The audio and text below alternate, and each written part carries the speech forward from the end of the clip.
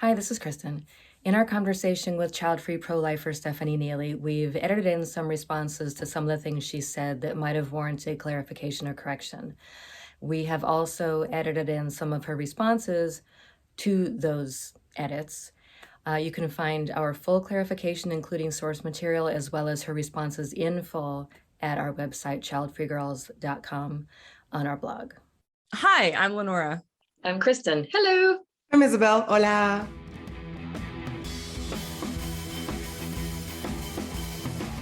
Hi, I'm Isabel. I am the creator of Be Uprising Spark, and I'm a coach for childfree women. I help women like myself who have decided not to have children voluntarily to work through feelings of shame and guilt and anger, so we can live our best childfree lives. Hi, my name is Lenora Faye. I'm a child-free lifestyle advocate, speaker, and moderator. I am co-founder of the 2022 Virtual Child-Free Convention. I am co-host of the Instagram live show called Boobies Not Babies, and I also host a morning show called Child-Free Morning Chat on Clubhouse, part of Child-Free Club. I will never be a guest on Boobies Not Babies because we don't discriminate. It's okay. You don't have to have big boobies either. Exactly. Okay. Cool. I got you covered. All right. Yeah, you have enough for all four of us. This is off to a great start. I am Kristen, middle name not Boobies, Tetsi. I am a writer, primarily of fiction, although I've done some journalism and, like everyone else, blogging. I also read on Medium, primarily about child-free related stuff, but other stuff too. My latest fiction is novel-wise, my latest one is called The Age of the Child, and in it, a Roe versus Wade overturn has unanticipated consequences that take a surprising turn from one generation to the next. And speaking of, and we three, not including our guest, who we'll introduce in a second, are the founding non-mothers of Childfree Girls. Speaking of Roe versus Wade, we have a special guest today, Stephanie Neely, who had seen one of our episodes with a Christian pro-life. He was a Christian pro-life guest. I don't know why I can't say all those words. Very, very I don't want to say rigid, but very strong in his beliefs, and they were all very biblically based. And the three of us had been wanting to talk to somebody who's pro-life, who's less biblically rigid. And fortunately for us, Stephanie contacted us because she had seen the episode and she wanted to be that person. So hello, Stephanie. Hi, thank you for having me on. Thank you for coming. First, I do want to ask, because so you are pro-life. Yes. You are child-free. Yes. And would you classify yourself as Christian? Is this a decision that is based on biblical teachings, or? I am Christian, but this decision is not based off of biblical decisions. This is something that I came to on my own with scientific research and a lot of thought. So, yeah. Can you talk about this? Because usually you don't hear that someone comes to it after scientific research. It's usually something a little bit more, I guess, belief-based. So would you talk about that? I'm really interested. Gosh, yeah, it's where to start. So I have a lot of, I have a lot of reason to be more pro-choice, being child-free. And I also have tocophobia, or tocophobia, some people call it, which is the irrational and overwhelming fear of pregnancy and birth. And so I think if anybody has a reason to be pro-choice, it's definitely me. And so because of that, I have a lot of empathy for those who are pro-choice. And I definitely see a lot of the reasoning behind those. And that's why I feel like it kind of saddens me when it's such a huge, aggressive, very passionate, angry debate sometimes. And that's why I enjoyed watching you guys, like with your guest on before, that it was just it was very chill and relaxed and not very aggressive and angry, which I like having respectful conversations and things. But yes, I am a Christian, but I don't like to bring up my biblical stance when talking about things like abortion, because I don't think it benefits anybody. Because I think it's a very idealistic view that somebody would say, well, my first basis is that first you would come to my side and agree in the Bible and believe in my God. And like, well, sure, doesn't everybody in there want everybody to become part of the religion and believe the way they believe? That's puppies and rainbows and unicorns, but that's not realistic. And I think it's more important to come at it from a different perspective of meeting somebody in the middle where they are. And I think both sides have trouble with that, honestly. I think both sides have arguments that don't really take the other person's perspective into account when doing debates. And I'd love to kind of delve into some of those arguments on both sides that I think could use better like building blocks, I guess. Some that don't make sense for both sides that I wish we could kind of do away with. And I definitely think abortion is not a religious thing. I think it's more of a human rights thing. And I think because of that, at its root, it's a moral thing. And so because of that, it makes sense why people become so passionate about it. So I definitely understand that from both sides, for sure. I'm glad and also curious that you found that original conversation calm, because behind the scenes, I was not feeling calm at all or after. Nobody feels calm listening to it. We have a lot of people that say they've never been able to finish that episode. So you get a trophy. Yeah. Well, I will tell you, I was not able to finish the episode my first round. Okay. It was hard to listen to as well for me. And I did go back and finish it later on in preparation for this episode, because I was like, well, I need to know a lot of like, how did it finish and how did it end for research purposes. But I know that it's not, I mean, sure. I mean, I'm feeling like, whew, adrenaline right now. Sure. Because it's a human rights issue, just like slavery was. And both sides of the aisle on slavery were very passionate about it. And it caused a lot of emotion, right? And so same with this, it's hard to have a calm, respectful argument, but that's the goal, I feel like, right? I don't know if this might actually answer one of the things you said. You said you want to have you said that both sides have weaknesses in their discussions or in their arguments when it comes to abortion. And you wanted to discuss those weaknesses so that maybe each side can strengthen their case. Yeah. I thank you in advance for helping strengthen the case of pro-choice. Sure. Just tell me how to make that argument better and I'll do it. Yeah, absolutely. But I really am. But if we can go back to how you came to the decision without religion being part of it, that you are pro-life, I would love to know what your research taught you.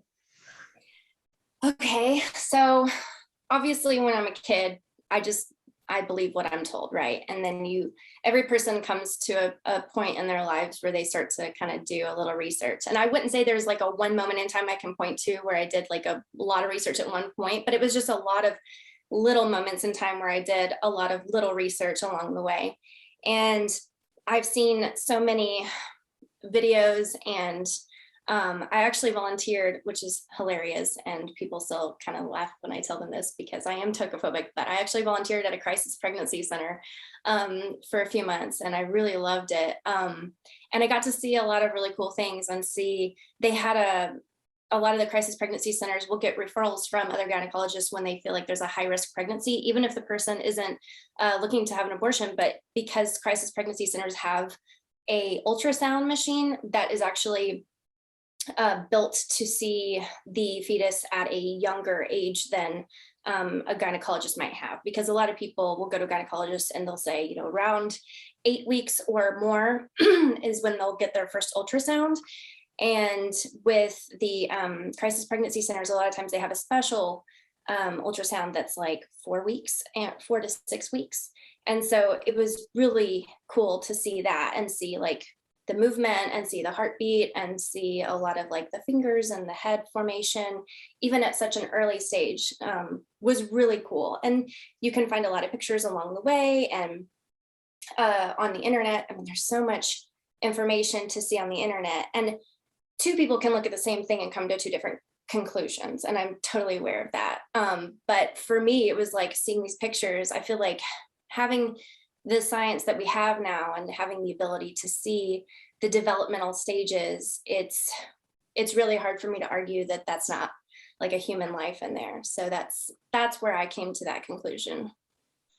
Though Stephanie may have been referring to pregnancies that, when observed, were farther along than 4 weeks, to eliminate any confusion stemming from the implication that the observed embryos were as young as 4 weeks, according to the American College of Obstetricians and Gynecologists, what is interpreted as a heartbeat in pregnancies as early as 6 weeks is actually electrically induced flickering of a portion of fetal tissue that will become the heart of the embryo as it develops. Heart development occurs over a 4-week period, starting in the 6th week of pregnancy. Before the 6th week, there is no heart. There is nothing beating. Also, according to a graphic representation at Women's Right to Know, fingers and toes begin to form on the embryo at week 6. Stephanie's answer to this argument is that whether it has a heartbeat or not, it doesn't change for her whether it is a human life. I don't think that people who are pro-choice argue that that if an embryo is part of human life, because it's still a cell, right? It comes from a sperm and it comes from an I want to say an ovum. Is it how you say it? Like an egg? And it's still part of human tissue. I don't think that anyone can say differently about it, right? Yeah. But I am interested to know more about how and why did you come to the conclusion after all this experience that you were, what we call pro-life, basically. So I guess one thing that really convinced me was the fetus has like a totally different set of DNA and than the mother. And so it even in the early stages of development, it has a completely different set of DNA that's totally different. And so it makes it not just a part of the mother, but also a part of a totally different separate life. And I guess my viewpoint is if left to its own devices, it eventually becomes a full-grown adult. And so I feel like stopping that process any point along the way, which is why I don't believe that like some people who say, well, just masturbating and having sperm and flushing it down the toilet is the same as an abortion. I disagree because if left to its own devices, sperm just die. And there was a human component to creating that life of like making the sperm meet the egg, whereas there has to be another human component of forcing the abruption of that development. And so I feel like that makes it totally different than just a sperm being or an egg. Like I don't think either of those things ends another human life, but having it like be a different, having fingers and toes and having its own heartbeat and having its own blood type that's different from the mother, having a different DNA, all those things just make it so very different. And they've shown, I can't remember what week it is in development, but it's pretty early on that they've proven that they can feel pain too. In the discussion of fetal pain, one article addresses the unplanned scene with the fetus shying away from the stimulus and says that that's not necessarily pain, but a different sort of reflexive response. Various sources disagree about when fetuses begin to feel pain or even what pain is to a fetus or how to determine what is pain to a fetus.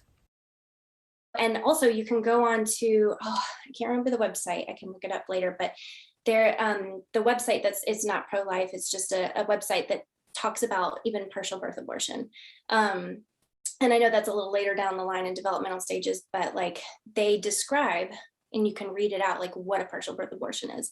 And they have to go in the back and count all of the limbs and the fingers and toes. And they call it like the head and the skull and the brain. And they talk about, first you sever the head and then you create a hole in the middle of the head and the skull. And then they take a vacuum that sucks out the brains. And then they have to suck up the other parts. And they have to, in order to actually help prevent any kind of infection, because if any part of the fetus is left in the the uterus, then it can cause infection and it could kill the mom. So, or the woman, it can kill the woman. So because of that, they have to make sure and count every single arm and leg and any kind of fingers, and they have to make sure that all of the organs and everything is accounted for when they suction it out. And to me, that's just so horrific. And I know they came out with that movie recently, Unplanned, where the woman who was working for Planned Parenthood was very pro-choice for a long time, but when she saw like the fetus actually like trying to struggle against the vacuum, that changed her mind on it, because she got to see it on the video. And I think that that's kind of like, it's kind of hard to, when you can see it kicking and burping and hiccuping and waving and smiling and moving around, it's hard to, for me anyways, it's really hard to deny that that's like a separate human life from the woman herself. I have a specific question regarding, what you were just talking about just now. How many weeks was the pregnancy in, or how many weeks is the pregnancy in when they're sucking out human parts? Yeah, I can't remember when partial birth abortion is. I know RU46 is only up to a certain point. I believe it's 8 weeks is only, I think after 8 weeks, RU486 can no longer be done and they have to go in and suck it out. And so I believe it's after 8 weeks, but I'd have to go and look it up. I have ADHD and my memory of numbers is so bad. I'm so sorry, but I believe it is around 8 to 10 weeks, somewhere around in there. Late-term abortions are generally understood to take place during or after the 21st to 24th week of gestation. There are a few organizations like the Kaiser Family Foundation, the Guttmacher Institute, and the CDC that state that only between 1.2% and 1.3% of all abortions are performed on or after the 21st week of gestation. Okay, because when you were talking about all these images, I do remember that that's how they put the fear of God in us when we were children. We had these sex ed classes and they showed us all these videos and they were like, all abortions are like this. When in truth, that's not really what happens. I mean, if a person with a uterus who's carrying an embryo or is carrying a fetus has an abortion before the 4th week, or before even the 6th or 8th week, that's a completely different procedure. So, right. I mean, I understand, and I also understand that there are certain moments in which, even after the fetus has developed for longer than even 10 weeks, there has to be abortions. If there is a risk of death, yes, or high risk for the fetus or a risk for the mother, yes, and then this type of abortions would happen, which, sound gruesome. But at the same time, we're talking about saving somebody's life, right? So do you agree with abortion? Do you disagree with abortion at every level, or are there certain moments in which you would say, okay, maybe this could be done then? I think the only way that I would really agree with abortion would be if somebody is going to die, then yeah, I think the majority of pro-lifers would agree with me as well, that like, if the mother is going to die, then ending the life of the child, it's kind of like a flipping the coin type of thing, where it's like somebody has to die here and it's awful and it's tragic and it's horrible and we don't want that, but sometimes that's what's needed.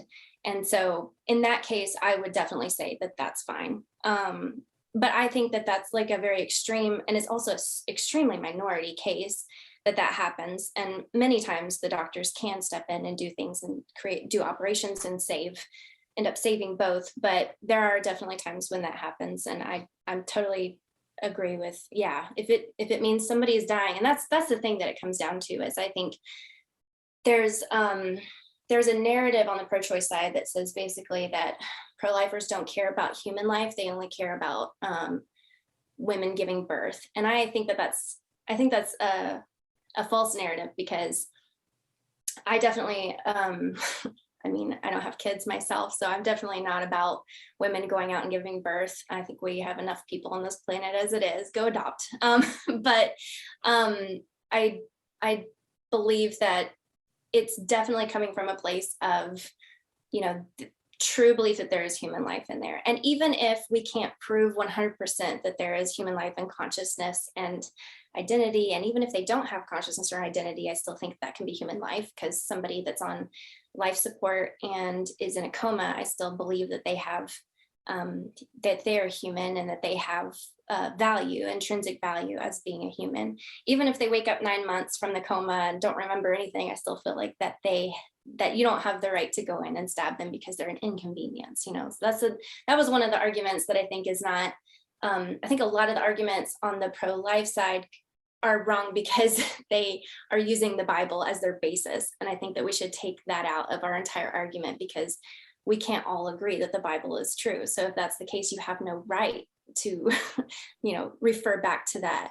But also, I think pro-choicers need to also come from a perspective of, is this argument, if I made it about a human, would that argument still stand? So there's a lot of arguments about, like, for example, well, you don't have a uterus, or you don't identify as a woman, so you can't tell me what to do with my body. And I think that that's not a really good argument, because, well, we have, I believe everybody can have an opinion. And if somebody believes that there's a human life and it's going to die, that I think that they have the right to try to save a human life, whether or not that's, even whether they don't like donate or help. So, like, for example, if somebody were to say on the pro-choice side, like, do you donate money? Do you help women who have pregnancies? Like, are you giving financially to make sure that they have a good life afterwards? I think that that's definitely something we should do, but I think a lot of churches do that. Now, granted, not all of churches do that, but the churches that I attend, I make sure that I go to churches that do that actually care about, like, the widows and orphans and the single mothers and try to take care of them. And also crisis pregnancy centers, that's their number one goal. It's not to scream at women to go not get an abortion. Crisis pregnancy centers go and give financial, emotional, relational support for women who are scared and confused and they don't know what to do and they don't know where to turn. And a lot of women come in that are being forced to have an abortion from their boyfriend or their dad or their pimp, and the Crisis Pregnancy Center comes in and works with the FBI to help them change their identity and move to a different state if that's what they need to do to get away from their pimp, or help them sign up for Medicaid and, like, be able to afford to have a baby, and they give them baby showers so that they can have all the things they need and they can stay in their life, and they give them all sorts of resources. So they don't just want people to have a baby and then forget about them. That's actually not what pro-lifers want. Further research into crisis pregnancy centers indicates that many of these centers are run by those with religious ideologies, and those ideologies override the health and well-being of the women who are seeking care at such facilities. Oftentimes there are resources available, but those resources comes with strings attached, including having to attend classes and workshops that have a religious component to them. Stephanie responds, acknowledging that while some centers are manipulative, not all of them are, and that she has volunteered at one such center next to an abortion clinic that provided services and therapy for those in need. About 1% of people surveyed reported feeling coerced to get an abortion. Just as a point of interest, about 19% of people surveyed reported experiencing some form of pregnancy coercion. I also think that even if somebody doesn't do anything to help a mother and her children, for example, I don't believe that if I said, I don't think that somebody should go out and shoot up the homeless, right? And that person who wants to shoot up the homeless can't come to me and say, well, do you donate to the homeless? Do you help the homeless? Like, if you don't, then you have no reason to ever, you have no standing to tell me not to shoot them. And see, like, that doesn't hold up. It doesn't really hold water, because if you switch out fetus for human life, which is what pro-lifers believe is in there, then you can't actually, it doesn't hold up with human life. So that's like one of the arguments that I was kind of going to go into about, like, I think that they can work on that argument a little more. I'm going to let that for Kristen, because I know Kristen loves to talk about exactly what you were just commenting on. But before, I know Lenora has a question for you as well, but before we go there, there's something that I want to ask you that has to do, and I want to circle back I asked you if you would approve, of abortion in, we talked about specifically about a medical case. Somebody's going to die, who's going to save a life. What about rape? What do you think about that? Because that's one of the questions we actually asked the other guy who came along. Do you agree with abortion if a woman gets pregnant, if a person gets pregnant, product of a rape? I feel like, first of all, I think this doesn't get stated enough from the pro-life side, and that is the empathetic side of it. I think pro-lifers in this debate of this argument, I think pro-lifers are very quick to just jump to, no, they should have a baby anyways. And I think that's very insensitive. I think deep down inside, when they're not in debating mode, they definitely care for people who are raped. And there's a lot of resources at the churches that I go to for women who are raped. I had a good friend of mine who was date raped. And there's a lot of like really good resources for women out there at the church and at other places. And I don't mean to bring this back to religion, because I believe that there are plenty of, I don't think that abortion is religious. I believe that there are plenty of Christians who are pro-choice. And I believe there's a lot of people who are not Christians who are pro-life. But I will say that there are definitely lots of resources out there for women who are raped. So I want to like first put that out there, that I'm not some callous person who's like, screw raped people. Like that's not where I'm coming from at all. I think there's a lot of empathy. And I feel like that if I was put in that situation, especially as somebody with tocophobia and child free, that would be like my worst nightmare, and it would be horrible. So I want to just put that out there. I definitely empathize with that. I don't believe also, because like coming from the perspective of, I believe that this is a human life who can feel pain and who has identity, that I don't believe that two wrongs make a right either. And so I feel like there's got to be some other options for her, some therapy and counseling, some maybe offer it up for adoption if she can't stand to see it. I've heard many stories of women who were raped who said that the only blessing that came out of their rape was their baby. While Stephanie may have heard those stories, they're anecdotal and possibly not representative of the broader experience. Insight into the impact on both parent and child when the rape-induced pregnancy is carried to term can be found at the National Institutes of Health under the study headline, Bad Blood or My Blood, a qualitative study into the dimensions of interventions for mothers with children born of sexual violence. On a more personal note, and as a survivor of sexual assault, I can tell you that if I had gotten pregnant product of the rape, I would not have considered that a blessing. Not the pregnancy, not the child. I cannot imagine having something or somebody in my life that would remind me on a daily basis how violent, how awful, and how completely destructive that experience was. Child-free lifestyle aside, I don't think I would have been able to develop any sort of love or attachment to a human being that was the product of something so heinous. I don't believe for 1 second that most women would consider a child product of a rape a blessing.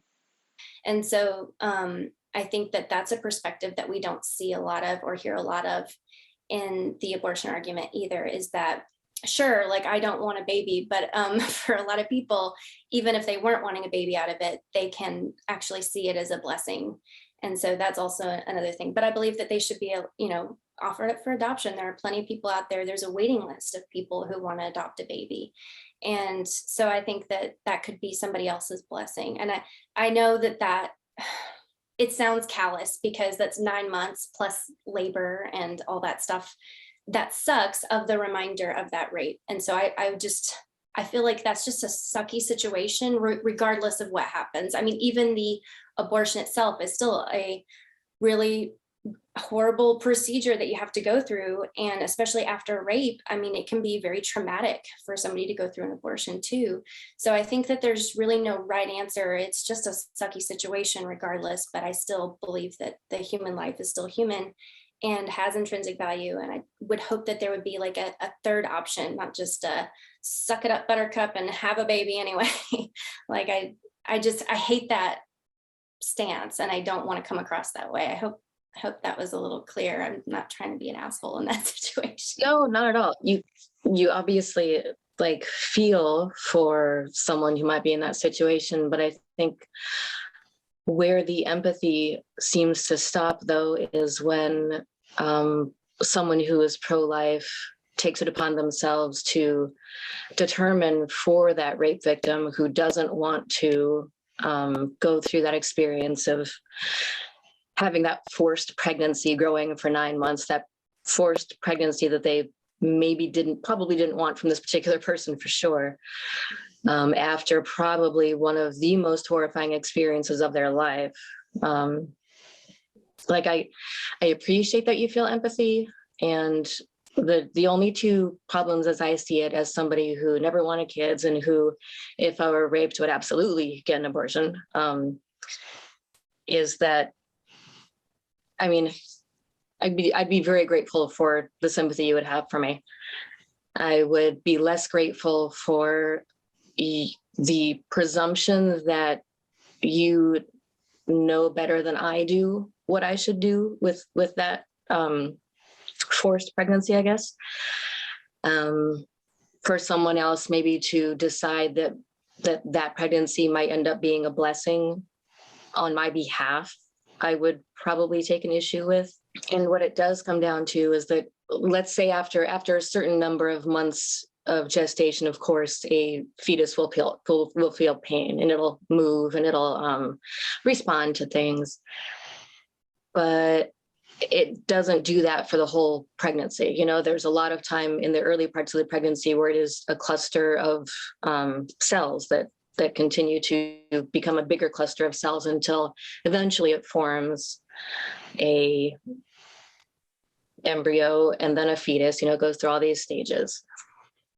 And while it may be a human cluster of cells, and this is just, I think, the pro-choice belief, while it is a cluster of cells created by two humans, and that will, while it's in the uterus, eventually, if left to the devices created within the womb of the person, it will grow with the nutrients that it's taking from the host, essentially.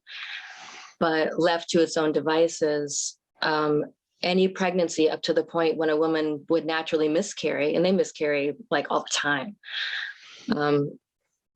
that is questionably human.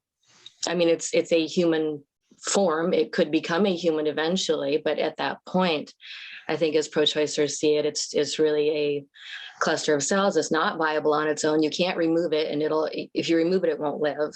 And life support's a little bit different, because life support aids a sentient existing person, not a microscopic unit, I guess.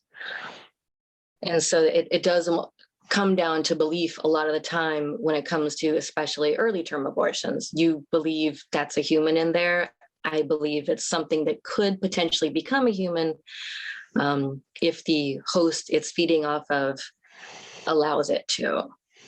And then you also, like, if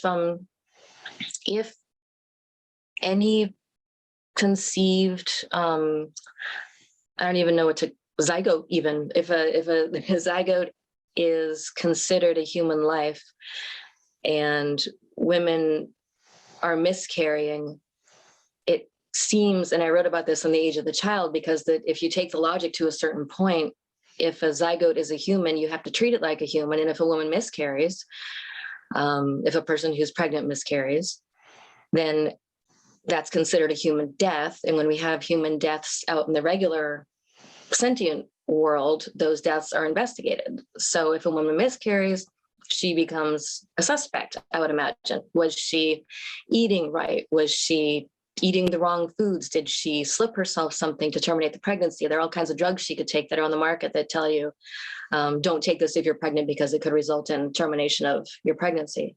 So that gets into kind of dangerous territory if any conceived sperm and egg contribution is considered a human life. It also becomes a problem because I don't know why else it would be a problem. But for any rights that you would want for somebody who's walking around, if you're going to put those on a conception, then it just becomes really complicated for a lot of people. Like, who, for a while, when Texas was being interesting with its new abortion laws, The doctor who performed the procedure could be sued and fined, but the person who wanted the abortion could not be sued and fined, which is kind of weird. So I can kind of touch on that if you want. Okay, because it seems a little bit like they're treating the abortion doctor like a hitman, but in which case the woman, the pregnant person, hired the hitman, so she's still really the murderer, isn't she?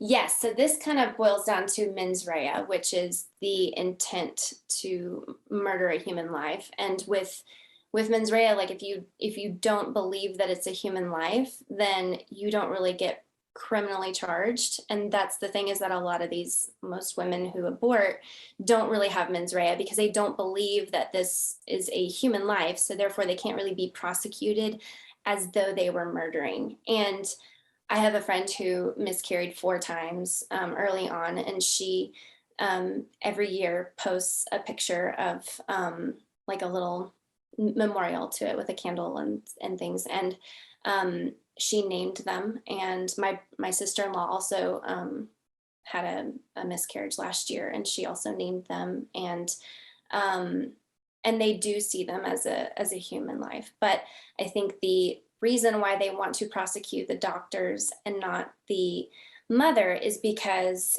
it doesn't really behoove the pro-life movement where we are right now in history too. It doesn't really help our case if we just go around throwing people in jail who have an abortion, who really don't believe that they're hurting a human life. That doesn't really solve any problems. It doesn't help anybody. It's just hurting everything. It's hurting the people involved. It's hurting our cause. It's hurting everything. And the goal is to really use, in my opinion, use science, not religion, and convince people to keep their baby because of a moral obligation and not just a threat of punishment and throwing them in prison. So that's why the majority of pro-lifers do not believe in throwing the woman or person getting an abortion into jail. There's just really there's no benefit for anybody in that case. And there are many pro-lifers who don't believe that we should even make abortion illegal, because they believe that it's actually so much, and I've seen some really good evidence and statistics for this, that I kind of almost lean towards that way, where there's so much more that we could do and that we are doing, and it's growing in the case of crisis pregnancy centers and the things that we do. The more crisis pregnancy centers that are out there, the less abortions there are, because a lot of times the abortions are usually encouraged by boyfriends and fathers who don't want to take care of them, or pastors, which makes me want to throw up because they're ashamed of their daughter getting pregnant. It makes me want to throw up, like these dads that are like pressuring their kids into getting an abortion when the daughter doesn't want to. I think there's so much other things that we can do that are more of a positive reinforcement than a negative reinforcement. And yes, I think that there are some doctors that are really just they're just in the abortion industry to get really good money because they make bank. And I think that there's plenty of abortion clinics besides just Planned Parenthood. But I think that there's a real big misconception about Planned Parenthood, because you can go on YouTube, and I really like this one video that talks about Planned Parenthood says that, like, what is it, like 25% of their procedures are abortion. But the problem is that what they're doing is they're taking, when a person comes in, they're giving them a pregnancy test, and then they're giving them birth control when they leave, and then they're giving them, you know, a kind of medical exam, and then they're giving them the abortion. And all of those 4 things are happening in just an abortion, and they're counting that as 4 different things. And so they're saying only 25% is that of what we do is an abortion, but really that's because all the other things are involved. An analysis of Planned Parenthood's services published in the Arizona Republic acknowledged that hard statistics about Planned Parenthood's breakdown of services and procedures nationwide are hard to come by, but their examination of Arizona's Planned Parenthood chapter found about 13.7% of clients received an abortion nationally, and about 17.25% in Arizona did so, and that abortion is a primary service offered by Planned Parenthood, but not their main one. I have no problem with people going to Planned Parenthood and getting birth control, like more power to you. I've got no problem with that. It's just the abortion part of it that I have a problem with. And I think it's really, I have a problem with Planned Parenthood particularly, because more so than other abortion clinics, because they have this, I think, very deceitful marketing scheme, partly because of what I was saying too. But they say a lot of times, like the president talks about in a lot of political campaigns about how they are for women's health and that they help with pregnancies. And you can go on and watch videos or do it yourself if you want, and call thousands of Planned Parenthoods across America and ask them to come in and do any kind of ultrasound for a baby, or saying that you want to keep your baby, and they'll say, honey, we don't do that here. We just perform abortions, like, and there's tons of videos of that online, or you can just try it yourself if you want. But I think that's one thing that really frustrates me, is the marketing is so very deceitful with Planned Parenthood, and they really are like trying to just get rich off of it. And I don't think they started out that way, but I think it took a turn where they did mostly just try to up the amount of abortions. It went from rare, legal, and safe to let's try to promote and have quotas for how many abortions we can get in a month. And that to me is just kind of sick, but that's just my opinion. Okay, so I want to circle back to something that was said earlier in the episode about pain and suffering, whether pain and suffering felt in the womb. Now, I am not an antinatalist, I'm pro-choice, but there's something that antinatalism and ephilism speak about, that pain or life, human life, is suffering. We feel pain, we all die. Every single person dies. So I'm just curious, and this is actually not a question just for Stephanie, but I'm just curious to have a discussion amongst the four of us about pain and suffering. And if, the viewpoint is we don't want, a pregnancy to suffer. We don't want them to feel pain. We want them birth. We all feel pain, emotional, physical, mental, and we all die. So when it comes to, okay, like speaking from well, I've never had an abortion, but I would have one if I had to make that choice, I would. And, I think of like, I enjoy my life. I'm, relatively privileged. There's things I've experienced that, I don't want other people to experience. But pain and suffering is unavoidable in life, even if you do have a relatively happy life. So when someone is making that choice and they know that, birthing a child, raising a child, even if they just birth and put it up for adoption, is not going to be something that they want to go through, and yet I don't really have a question. I just mainly want to talk about the fact that pain is inevitable, death is inevitable, we all die. How is it different if we are birthed and then we're going to die versus dying in the womb? If it might sound very crude the way I'm putting it, but the fact is we all die. There's nothing anyone can do to avoid pain and suffering. You can take your own life, so I'm just curious what the three of you think about that aspect of it. Because, giving birth, that life is still going to die. We just don't know when, right? Yeah, I think, I guess my argument against that would be, we could use that same argument for murder too. It's there, we can't just go around killing people. For example, I feel like this is a really stupid trope and I wish people would stop using it, but it's the only thing I can use as a comparison, because in Nazi Germany, they really believed that if your life wasn't meaningful and useful, that there was no point in having it. And if you weren't wanted by others, then there was no point. And so that's why they had a lot of euthanasia of the elderly. And so I feel like, a lot of kids who are feeling like, this was another argument of the pro-choice that I believe is kind of on shaky ground, because it sounds very like Nazi to me, which is if the child is unwanted and a burden on society, does it have the right to live? And I feel like, okay, if you just say it's a clump of cells, then no, I don't think it has a right to live. If it's a tumor growing inside of me or a polyp, and it's a burden on society and an inconvenience, then absolutely not. Like, get it out. I have no problem. And that's another thing about like, well, let me go back to that. I'm sorry, I have ADHD and I go down rabbit trails. But in Nazi Germany, they believe that like having the elderly hanging around and using up like Social Security and things like that. Obviously, they didn't have Social Security, but using up financial government money and things like that, and also being a burden on the kids, having, if I have a friend whose dad has dementia and he's abusive, and he's been to 6 different memory care facilities because he's been so abusive and manipulative and stuff. And I could see somebody could use the argument of he's a menace to society and he's very unwanted and he doesn't remember who he is and he's no good use to anybody.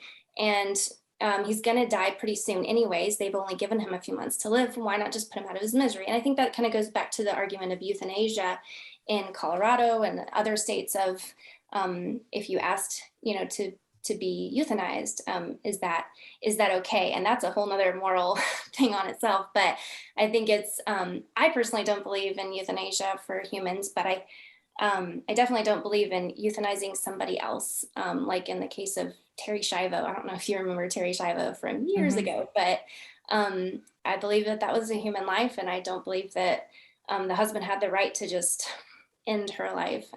But different people have different perspectives on that. But I just believe any kind of human life whatsoever has intrinsic value and should never be ended. And I don't believe in the death penalty either. I mean, that's just how I feel. And that's interesting because in my will, I do have like, I don't want to be resuscitated. Don't keep me alive on life support. I have a living will, so I can't, because I do not want the Terry Schiavo experience. If I would have that unfortunate experience, there's absolutely no way. So I know that's a different situation, different conversation, but I find it fascinating. Like, quick thing about Terry Schiavo, if I can, it's just a quick note, is that they were keeping her alive artificially. She would have died on her own. So it's not like they killed her. She couldn't have survived without that support.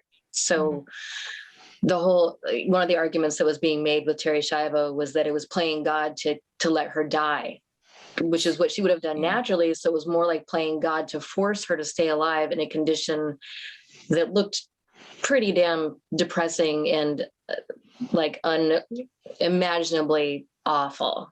So, I don't know if it's euthanasia to allow her to follow her natural course. Yeah, I think in the case of like somebody who's been in a coma for years and can only stay alive with like a ventilator or like something that's pumping blood for them or breathing for them, and they're just completely not alive, I believe it's okay to like pull the plug if the plug is the only thing allowing them, and that's what their wish is, and they've been on a long time and there's no foreseeable future of them waking up. I understand like that.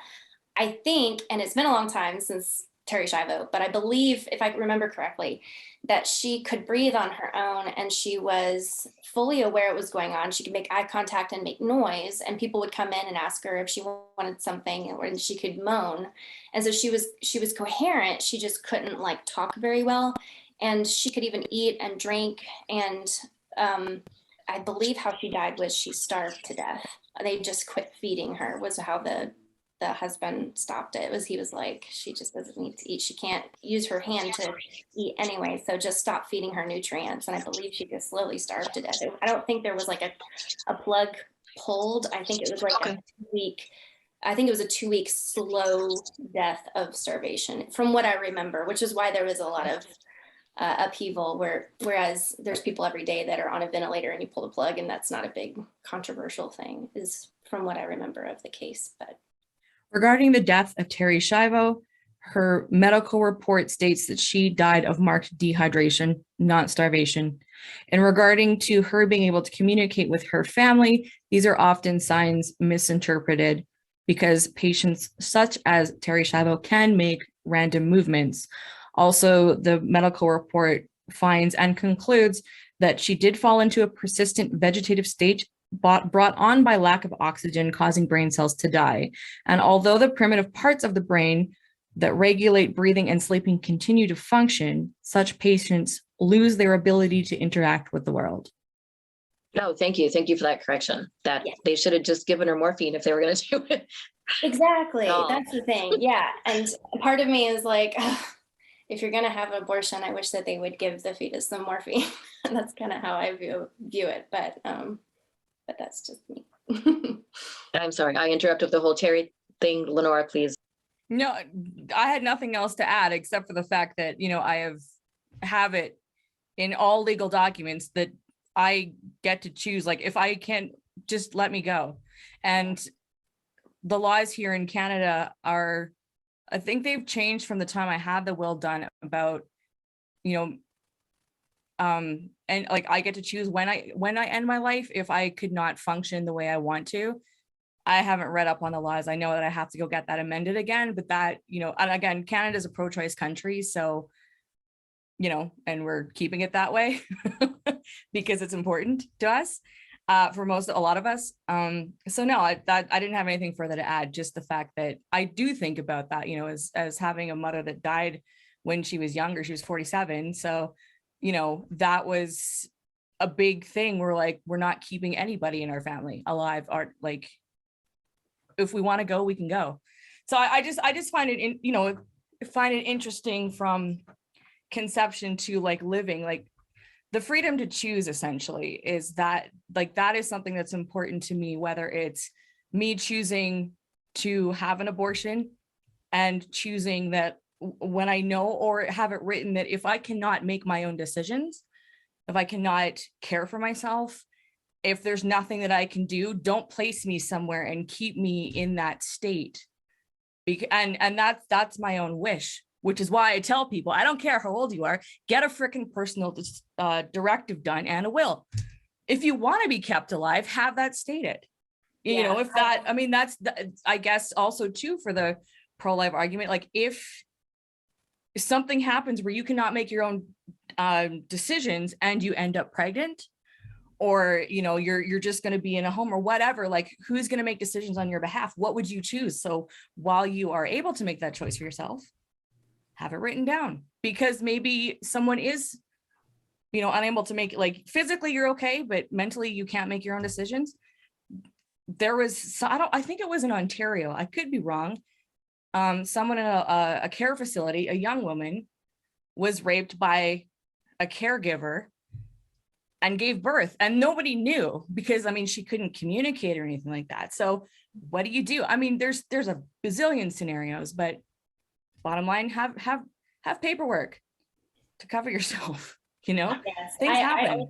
I also have a part in I do have paperwork done where I don't want to stay on a life support for an extremely long period of time. There are times where you can wake up out of a coma after a few months. So I was like, give it a few months. But then after that, it's like, move on, buddy. Because there's been TV shows where you see where it's like, yeah, the husband's still waiting for his wife to wake up 2 years later. And I'm like, just move on, man. At that point, there's nothing there for you to, she's being held on just by a ventilator and there's no activity, no movement. Like, yeah, I feel like at that point.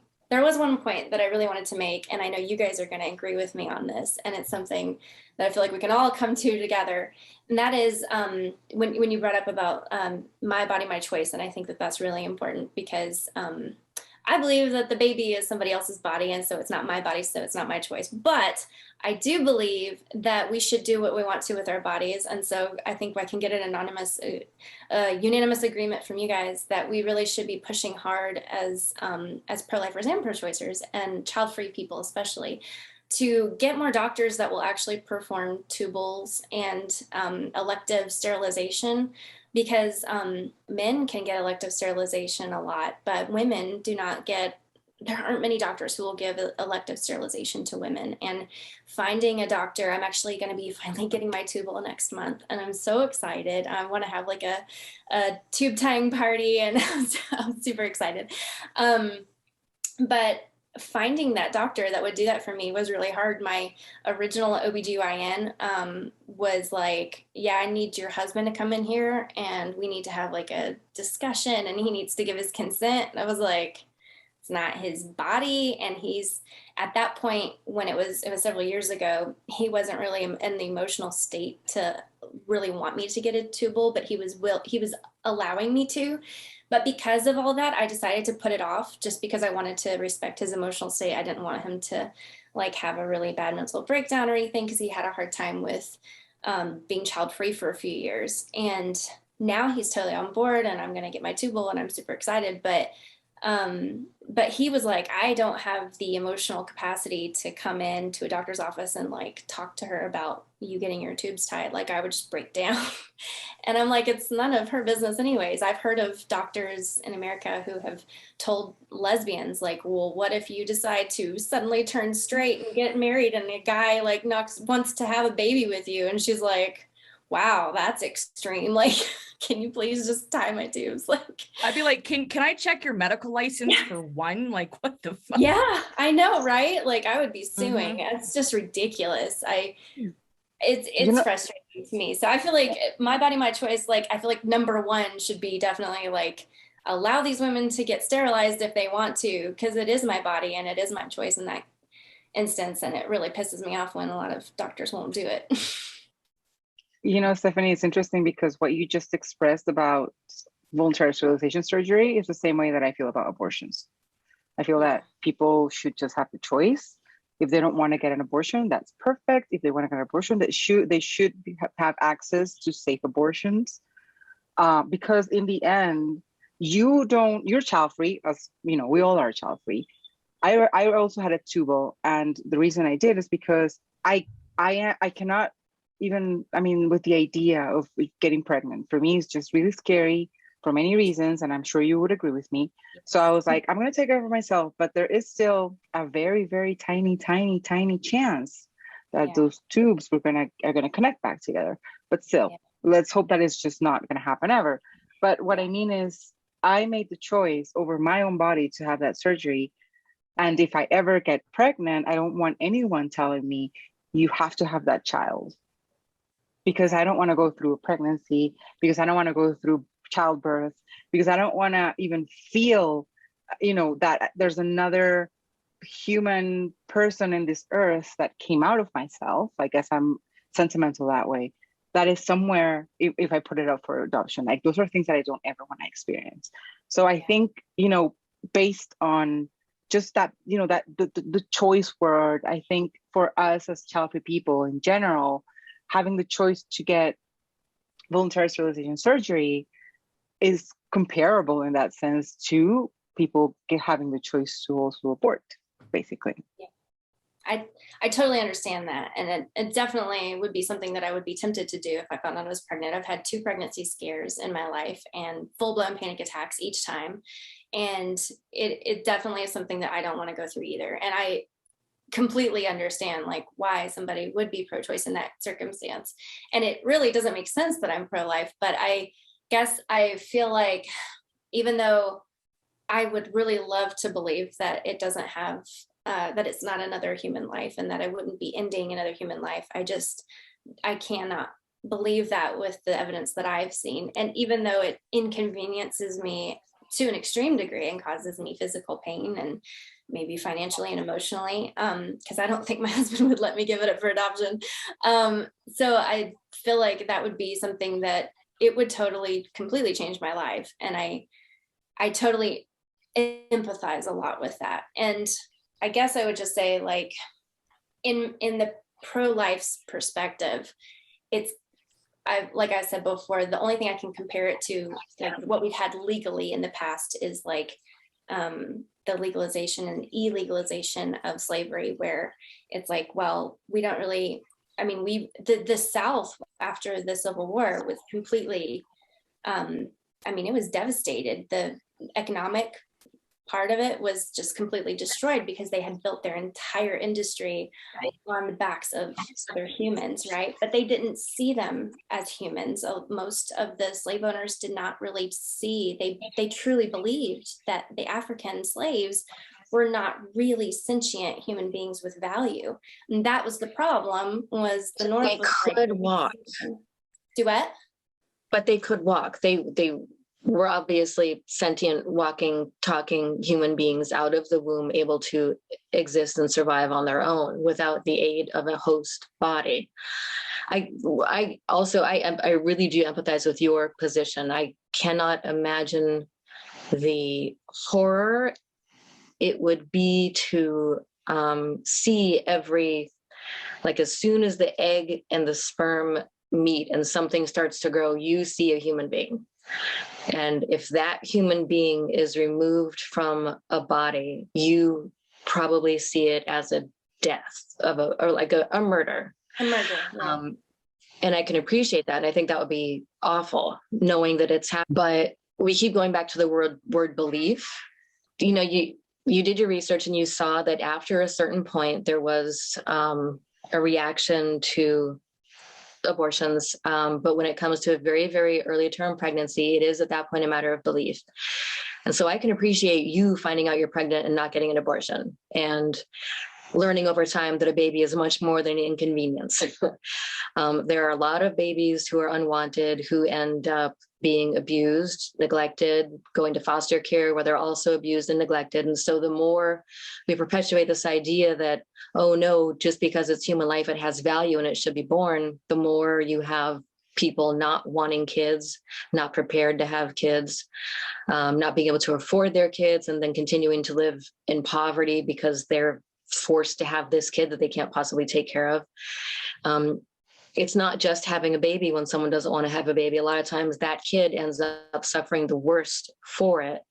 When had the pregnancy been terminated very early on, both the parent and the child would have had a lot better quality of life. And the quality of life I think we often disregard is that of the kid that's born to in an unwanted situation, in an inhospitable situation.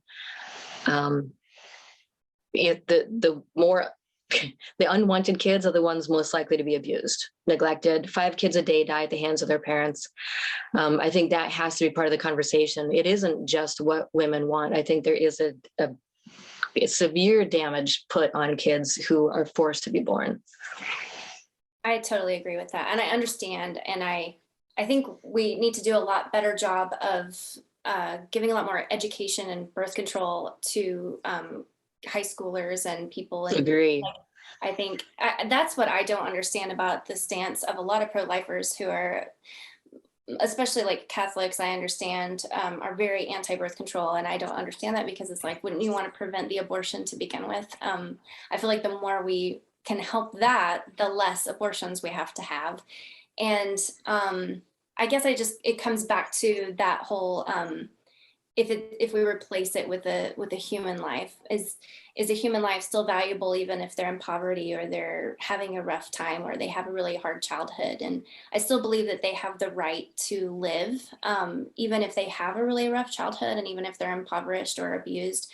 So my husband, because he wanted children and we decided to go through a little trial period, last year we did foster respite cares because I was like, I can't do it full time. So we did respite, which is having a kid in our home for about a weekend or up to a week at a time. And so that was incredible. I did a lot of research on trauma and what it does to children. It was quite the experience. I will say that there is a little bit of a misconception a lot of times in the pro-choice argument too of foster care versus adoption, because kids go into the foster care system who are wanted by their usually they are wanted by their parents, their biological parents, but the parents have been in a situation where like a boyfriend or an uncle or something was abusive to the child or to them, or there's like some kind of financial barrier that Or an addiction that caused neglect for the kid. And so that's usually when they go into foster care for just a brief time, usually a year or two. And then it goes back, the parent usually goes through a process of proving that they can support the child again. And then they go back to the parent. So that's usually what foster care is. It's usually a very much a wanted child. Parents might well want their kids who end up in foster care, but multiple sources cite the top 3 reasons kids end up in foster care as abuse, neglect, and abandonment. Stephanie's position is that most children who go into foster care are wanted by their parents, that their parents undergo treatment to learn how to better care for them, and that she thinks the foster care threat is used against people who are considering abortion to scare them into what might happen to their babies if they don't get an abortion. That's not, in fact, a threat used by pro-choice people. The foster care comes along with abuse, neglect, and all of the other things that are more likely to happen to a child who is unplanned or unwanted. And by unwanted, I don't mean forced into coming into existence because someone has been coerced away from an abortion, but living in a situation where maybe abortion wasn't even considered, but then again, neither were the realities of having a child, such as whether the person wanted the child, could afford the child, or was fit to care for the child. But adoption is definitely something that where if a person who doesn't want a child, that's where the child goes to, is adoption. And the majority of unwanted children that are out there are really children that are up for adoption that are over the age of 5. Those are the most unwanted children on the planet. And that's very sad and unfortunate. The majority of those kids are kids whose parents have died unexpectedly or suddenly. That's the majority of them. Or if their parents, if they were in the foster care system and their parents were shown to have not been able to go through the whole process and get clean or get away from the abuser, then the kids go up, they have TPR, termination of parental rights, and then they go up for adoption. And usually those are older children too. But usually one argument that I've heard a lot is children are unwanted, so why go through with a pregnancy to give the kid up, and the kid will just have a horrible life. But the majority of babies that are ended up being saved from abortion and end up the parent takes them to labor, like gives birth to them. Usually those babies are the ones that are instantaneously adopted. Most of the time the adopted parents are there for the delivery at the hospital and take the baby home. And so having that, I think that can scare a lot of women who are afraid to carry their baby to, maybe they don't want to abort, but they're afraid to carry to term and give it up for adoption because they're afraid of harm coming to their baby and they'll feel guilty. No, I never thought of adoption as a dangerous, or I wasn't even thinking about adoption, but we do have to, I'm not trying to stop the conversation. It's just one of us has to go. This has been great. And we could probably talk about this for another 3 hours. Just want to thank you for coming. This is going to be an abrupt close because there's another appointment. That's our episode for today, unless anybody has something else quick they really want to add. Thank you so much for having me. Thank you for coming, and thank you for this conversation. Yeah. I think it's going to generate a lot of other conversations all over the place. I also think too, it's good to hear from a different perspective, and I prefer this conversation over the first time we had this attempt. So this was great. I mean, it's been good, but also too, there is that misconception that all child-free people are pro-choice. So thank you for sharing your perspective. And we really look forward to the dialogue that comes out when people listen to this episode, because there is actually still a lot to talk about. Anyway. And I really hope they do. Yeah, absolutely. I'll do social That is media. it for our episode today. Thank you for watching and or listening. If you want to contact us about this episode or anything else, contact us at childfreegirls@gmail.com. You can also find us at childfreegirls.com. And we're all over social media. You can find us on Instagram at Childfree Girls, Facebook at Childfree Girls, Twitter at Childfree Girls. We are also on Amazon. Our book, Childfree Girls, Comfort Food for Thought. We are on Clubhouse. You can just search Childfree Club. We're there too. And if you have any comments, questions, emails, email us, but questions, put them in the comments below. Please subscribe to our YouTube channel. You know the drill. And hit the notification button, by the way, while you're there. And today's question is, did this conversation inspire you to go and do more research about abortions, or are you pretty set on your pro-choice or pro-life stance? You can leave your comments down here. You can send us an email or send us a DM on Instagram even. Can I add a part A to that? Sure. Part A is, did Stephanie help you, whatever side you're on? Did her points help you better, feel better armed the next time you go into this conversation with the things that you should think about and the things that you should consider in the perspectives? Good question. Great question. All right, that's it. We might have to do a part B to this whole episode. Don't forget to tune in a couple of weeks for our newest episode. Bye. Bye.